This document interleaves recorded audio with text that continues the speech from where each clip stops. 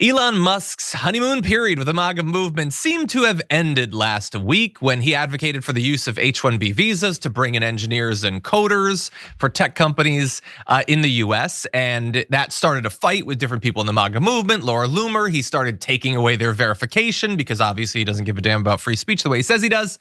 And somehow it managed to get even worse over the weekend, because he had a couple of comments on social media that I just feel I have to respond to. One is this. He's responding to Steve Mackie Man. I don't know, it doesn't matter. He's constantly replying to literally everyone. The reason I'm in America, along with so many critical people who built SpaceX, Tesla, and hundreds of other companies that made America strong, is because of H-1B. And let's just make very clear there, other people built those companies. Let's just be clear about that. Now, he may have purchased those companies. He may have been involved relatively early. He didn't do the coding. He didn't do the engineering because that's not what he does. Don't believe the hype.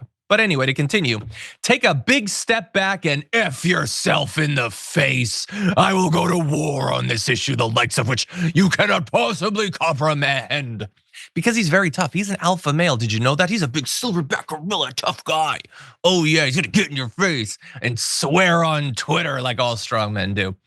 He later went on to say, and I guess I'm in some way on his side, I guess in this, he says that, quote, hateful, unrepentant racists must be removed from the Republican Party, which I think is pretty messed up. You're still ostensibly an ally of Donald Trump, and now you're calling for him to be thrown out of the party? Anyway, and then there's an added layer of just ridiculousness to this in that he was doing Twitter Spaces, because in the few moments of his day where he's not actively tweeting, he's in Twitter Spaces. And there's this account, Adrian Dittman, that came in to defend him.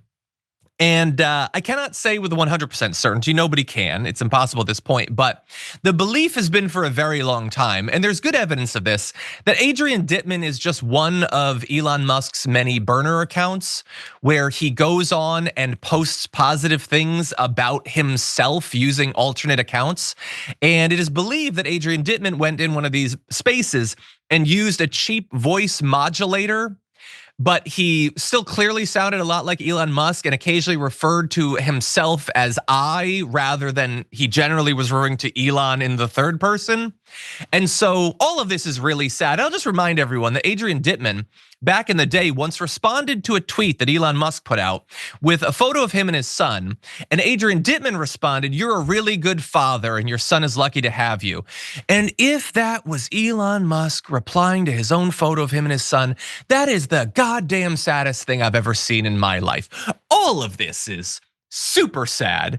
Now, he does seem to be backtracking a little bit because, despite the calls for people to F themselves in the face for disagreeing with him, he doesn't seem to be winning people over on this position. He seems to be dragging down the other people who agree with him, in fact. So now he's coming out and being like, well, the H-1B system, I grant you, is very broken and needs to be reformed a bunch, and Trump will do that. So stop being mad at both of us. But in any event, this is a big fight, Michael. I was expecting that Trump and Musk would fall apart. Right now, they seem to be falling together, as we'll get to with Trump's comments. But what do you make of this big fight over the visas? Well, here's the thing. It's a tricky place for Trump in a way because A, he's not president yet, and B, on Friday, they're having speaker elections. And I think there's a little bit of politics behind actual politics behind it because he hasn't come out with a full-throated endorsement of Mike Johnson, and Mike Johnson is somebody who's trying to appease the wing of the party in getting reelected as speaker that would be opposed to these visas. And so I think at the same time as he wants to, kowtow to Musk, who, he credits with so much and wants to make a big part of his administration, he also realizes that he's going to be president again and he's got to deal with the Congress. And so I think there's a little bit of that involved here. I also think that this is something that Trump has supported in the past, and it does go against the sort of the racist parts of his agenda and the people that came out and supported him. When does he pick his spots to abandon MAGA, which will certainly happen over the next 4 years?